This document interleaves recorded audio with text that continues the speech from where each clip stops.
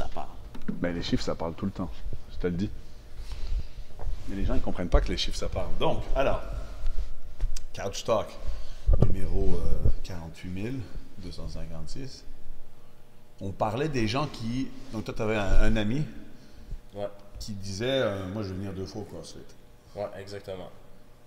Puis là, moi, je disais, ben, tu sais, ça serait peut-être mieux que tu viennes 4 fois, 5 fois, tu sais. Oui. Trouver le temps de venir. Mais là, il me disait qu'il n'y avait pas le temps de venir 4 fois. OK. Fait que là, Je dis, ah, ton chum, il va refuser du business, c'est ça qu'il disait? ouais, exactement. Ben oui, je vais refuser du business. Business, il dit, ben là, il est en business, c'est de l'argent que je donne, il veut pas Ouais. mon argent. Ben, c'est-à-dire que c'est difficile de refuser de l'argent, mais il y a des fois où il faut essayer de comprendre. Parce que lui, s'il ne vient que 2 fois, s'il a déterminé qu'il n'a pas le temps plus que 2 fois, Qu'il y avait juste 2 heures de disponible dans sa semaine. c'est ça. Il est convaincu de ça. Donc, la première étape à faire, c'est d'abord de l'éduquer pour lui montrer que, justement, il a plus de temps. S'il ne vient que 2 fois, ben, il se pratique moins au CrossFit. Puis en se pratiquant moins, ben, il fait plus face à des blessures éventuelles. Le truc aussi, c'est que il se renforce moins. Donc, il ne verra pas justement, là, c'est plus apte à se blesser, évidemment, puisque tu t'apprends moins, tu te rends moins fit. Puis en plus de ça, ça coûte relativement cher pour venir juste 2 fois, mais même si tu faisais un abonnement pour 2 fois semaine, il ne va pas avoir les résultats que le CrossFit promet, là, ce qu'on promet, c'est-à-dire devenir beaucoup plus en santé et plus fit. Et donc, une personne qui est convaincue qu'on n'a pas plus de temps que 2 fois, ben regarde. Ben, c'est 2 fois, c'est 2 heures. 3 fois de plus, c'est 3 heures de plus. Fait que c'est 5 heures dans une semaine. C'est ça. 5 heures. Mais une semaine, il y a combien d'heures dans une semaine? Tu calculais, tu l'as 7 fois 24, ça nous donne 168 heures. Là-dedans, tu vas dormir, disons, 9 heures par nuit. 9 heures, c'est beaucoup. Oui. 7 fois 9. 9 fois 7. C'est ça. Il nous reste 105 heures de disponible. 105 heures. Là-dedans, tu vas peut-être tu vas quand même manger. Travailler en moyenne 40 heures. C'est ça. On va dire, ouais, c'est ça. On va travailler 40 heures. Il y en a qui travaillent beaucoup plus, c'est sûr. Il y en a qui travaillent moins, peut-être. Là, il nous reste 65 heures. Sur la semaine. Sur une semaine. Sur la semaine, man. On va dire que tu travailles loin du travail. Donc, T'es loin de la job. Fait que ça te prend 1 heure par jour à aller au travail. Ouais. Fait qu'on a 5 heures. Ben, disons même double ça. C'est 1 heure d'aller, 1 heure de retour parce qu'il y a du trafic et de la neige. Il nous reste 55 heures. 55 heures. On te demande 5 heures. Puis il faut faire la vaisselle, il faut faire les courses, il faut faire ta lessive, il faut faire tes activités ménagères. Là, il faut que tu... Bon, et puis c'est une blonde, il faut... Tu passes du temps avec elle, c'est normal. Mais 55 heures. Allez, on retire combien encore là? Si on retire... Attends, mais regarde. On va noter 24, ça te donne une journée complète en temps. Ou alors, sur les 55 heures, on retire le 5 d'un coup. Ok, on note 5. 5. Pour tout ce que tu as à faire, on Là, te ça donne tombe les corvées ménagères, admettons. 50 heures. L'épicerie. On compte... Oui, mais si je retire les 5 heures d'entraînement sur le 55 heures, Ok. il reste 50 heures. 50 heures pour faire tout ce que tu as besoin de faire. Ouais. Comme 50 heures divisé par 7. Tu peux relaxer, là. Si tu fais 50 heures divisé par 7, on va essayer d'établir. Ça te fait 7 heures. Ça fait 7 heures. Bordel. 7 heures par jour. Ça fait 7 heures par jour. Tu peux dormir 12 heures si tu veux. Ouais. Tu peux dormir 12 heures. Moi, je sais pas, je dors pas assez. Ben là, on t'a trouvé un calcul vite fait, là. Faut juste que tu sépares la cédule puis tu regardes comment que ça fonctionne. Bordel de merde. 7 heures. Wow. Et il n'a pas le temps de venir. Non. Il y a des gens qui ne trouvent pas le temps, des excuses. Mon Dieu. Il est occupé, il travaille trop. Ouais, c'est ça. Mais maintenant, pourquoi est-ce que 2 fois, c'est pas bien? Pourquoi? Qu'est-ce que c'est que ce truc? L'adaptation, hein? Qu'est-ce que moi j'en pense? Ben, 2 fois. Mais qu'est-ce que tu... Dans le CrossFit, là, ça fait peut-être juste 1 an que j'en fais, mais tu as énormément de mouvements différents. C'est quand même beaucoup de mouvements à apprendre. C'est comme de dire, t'as un nouveau-né, il y a plein de bébés dans le gym là maintenant, t'as un nouveau-né, mais il y a juste le lundi, on va lui apprendre à marcher. Ouais, c'est ça. Le reste de la semaine rentre. C'est ça. T'imagines? Comme tu peux apprendre à marcher que le lundi. Bon, ben, c'est en combien d'années qu'il va apprendre à vraiment marcher ou courir, quand l'objectif c'est de courir. Ça va être long, bien bouger. C'est ça. Maintenant, attends, est-ce qu'il devrait apprendre à marcher tous les jours, toutes les heures de la journée? Ben non, là, ça va être trop. C'est ça, il faut trouver un juste milieu. Tu sais, c'est comme, je prends souvent cet exemple avec se brosser les dents. Tu sais, il y a une prescription, entre guillemets, de se brosser les dents pour avoir des dents relativement en bonne santé. Et la plupart des dentistes vont sûrement le dire, c'est comme c'est de 2 à 3 fois par jour. Tu sais, au moins une fois par jour. Si tu peux le faire 2 fois, c'est pas mal. 3 fois, enfin après les repas. C'est ça qu'on dit pour que tu aies des bonnes dents. Puis si tu le fais un peu moins, ben c'est pas. Puis faire beaucoup plus que ça, bon, ça ne sert pas à grand chose. Ben, il y a la même chose pour l'exercice physique. Mais je pense que les gens, ils ne le comprennent pas aussi bien parce qu'ils n'ont jamais fait face aux adaptations et aux résultats que cette routine-là, cette routine de santé-là peut apporter.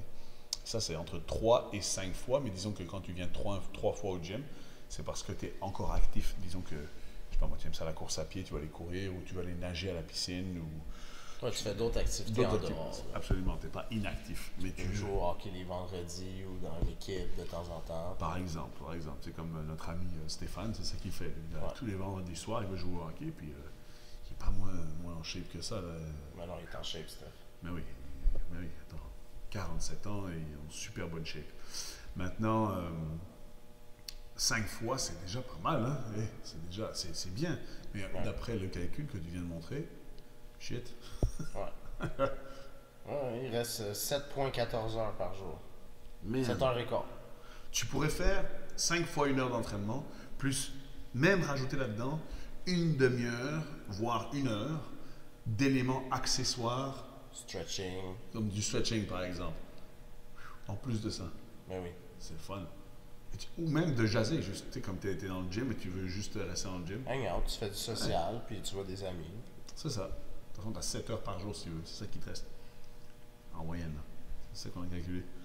Bon, on a du temps disponible, c'est juste de trouver comment bien Le truc que les gens n'arrivent pas à faire, c'est ramener l'activité physique comme priorité, je pense. Ça, c'est le plus difficile.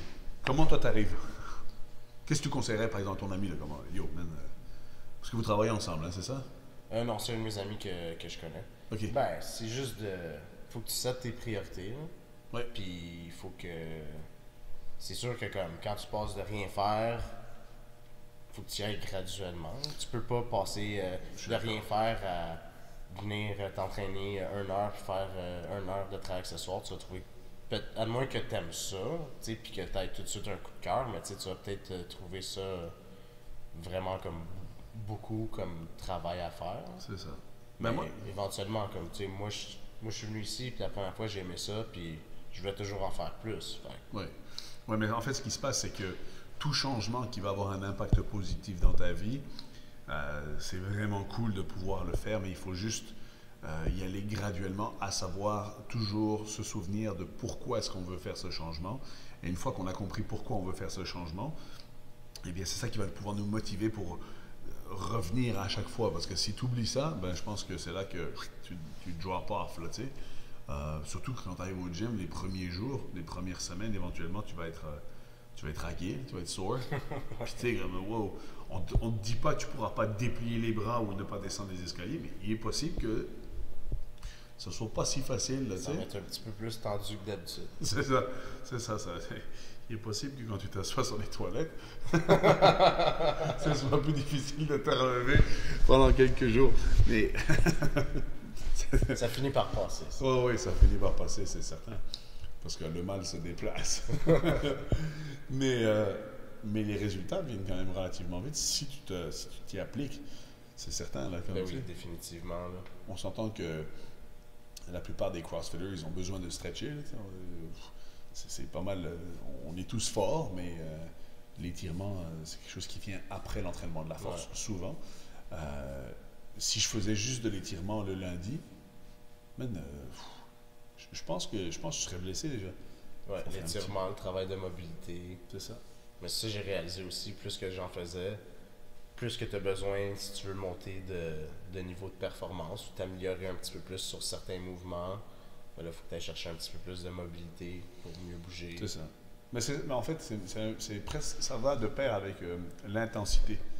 C'est-à-dire que tu ne peux pas faire comme ton ami 2 fois une séance extrêmement intense par semaine, puis 5 jours, rien du tout. Alors, tu vas tout le temps être smash quand tu vas venir t'entraîner. Tu vas te dire, ouais, ça fait donc bien mal dans le corps, ce sport-là. Oui, alors que si tu diminues un petit peu ton intensité pour t'y adapter un peu mieux, que tu aies plus de consistance tout le long de ta semaine, au long du mois, au long des mois et puis au long des années, ben, évidemment, l'adaptation devient de plus en plus forte et meilleure pour toi. Ouais. C'est ça qui est important parce que les gens prennent ça pour acquis, je crois. Oui, définitivement. Mais comme, tu sais... Puis d'autres personnes ont peur même de venir juste une fois ou deux. Ils ont juste peur à cause des blessures, ça, mais c'est intriguant quand même de savoir, regarde, je voudrais lui donner son argent. Je voudrais lui donner mon argent, là, c'est une business, pourquoi il ne prend pas mon argent? Ouais. Parce que tu vois, il va être, je te le dis, ça va être un walking billboard à l'extérieur du gym qui va faire... dire que le CrossFit c'est pas bon, il s'est fait mal. Ouais, et même s'il se fait pas mal, il va faire yo. T'imagines, il va après quelques mois, il va à un party d'anniversaire le samedi soir et puis il y a un de ses amis qui fait hey, ça fait longtemps que je t'ai pas vu. Qu'est-ce que tu fais comme sport? Et il dit ah, mais moi je fais du CrossFit. Mais le gars il a toujours une bedaine, il est toujours comme. Et ça marche pas pour lui parce qu'évidemment, il n'est pas beaucoup plus fort, il n'est pas beaucoup plus fit, il n'est pas beaucoup plus en santé. Et enfin, yo, man, tu payes combien? Ouais, regarde, les gyms CrossFit au Québec, c'est aux alentours de 150, voire même plus par mois. Ouais. Parce que tu reçois ton coaching et puis que c'est quand même relativement. C'est une niche, là, c'est pas vraiment comme les gros Globo Gym, pas facile à dire ça. Les gros Globo Gym. Et man, tu payes ce prix-là et que tu n'as pas de résultat. Ça va être. Ouais, tu vas avoir l'impression de lancer ton argent par les fenêtres. Hein? C'est ça, moi. $1 pour rien, je le donne pas, moi. Je le donne pas. Ben non. Qui ferait ça, là? Mais bon, c'est pour ça, tu sais, même des fois, tu signes des contrats dans des gyms à 40 pièces ou 50 pièces, mais les gens sont inéduqués, ne savent pas quoi faire. Puis, mais vu que c'est pas cher, on va pas les canceller, là, tu sais. Il n'y a personne qui niaise contre Netflix parce que toi, tu es parti un mois en vacances, tu n'as pas utilisé Netflix. Ouais, c'est juste 10 pièces par mois, donc c'est pas très grave. Là, ouais, exactement. Mais si les gens commencent à payer 100 à 150, voire $200 par mois pour Netflix, avec un service qui vaudrait le prix, mais pendant un mois, ils ne l'utilisent pas, bon, ben, écoute... ils vont canceller leur abonnement pour ce mois-là, puis ils vont le recommencer quand ils vont regarder. C'est ça, là. Donc, mais comme... il faut vraiment établir ses objectifs avant de venir dans un gym CrossFit, c'est-à-dire, moi, je veux me mettre en santé et ça part de moi, d'abord. Tu sais, faut que tu sois prêt à mettre les efforts et le temps. Faut que tu aies compris, c'est ça. Puis là, comme tu viens de le faire, justement, comme sérieusement, c'est cool comme, de se prêter à ce jeu-là, là, pour les gens qui pensent ne pas avoir le temps. Moi, j'avais vu un quote, on pourra terminer là-dessus, là, parce qu'on est tous busy dans nos vies bien remplies. J'avais vu un quote, ça disait « Au lieu de dire que tu n'as pas le temps de t'occuper de ta santé, essaye de dire que ça n'est pas une priorité et voir comment tu te sens. » T'imagines? Oui, mais là, la santé, c'est prioritaire. Oh, ouais, mais il y a des gens qui disent « Ah, man, pas le temps de venir au gym. » T'as pas le temps. Man, tu peux pas t'imaginer, Mike. Tu sais, moi, je suis marié, j'ai des enfants, je travaille. Qui est good, man. Good. Ben, au lieu de dire que tu n'as pas le temps, essaie de dire que c'est pas ta priorité en ce moment. Là, tu sais. Ta priorité, c'est quoi? Ben, regarde, c'est clairement, c'est absolument logique, hein? C'est tes enfants, c'est ton travail, c'est ta femme, c'est travailler pour payer ton mortgage, c'est normal. OK, mais regarde, si tu fais ça pendant 10 ans, et puis la 11e année, tu n'es plus là parce que tu n'es plus en santé, ben écoute. Ça ne va pas avoir été très avantageux. Non, c'est ça, là. Il y a des gens qui give up là-dessus, là. Je pense que c'est, comme tu le dis, des priorités qu'il faut faire. Ouais, il faut juste setter tes priorités, puis... Quand tu regardes le nombre de temps qu'il y a disponible dans une semaine, ben là, je peux pas dire qu'il y en a pas assez. Là. Hey, je suis d'accord avec toi. Julien, merci encore une fois. Celui-ci, c'est un bon sujet. Partagez cette vidéo. Et puis alors, subscribe. Donc, inscrivez-vous à la chaîne, là, parce que si vous le faites, il y aura juste des bonnes choses qui vont vous arriver dans votre vie.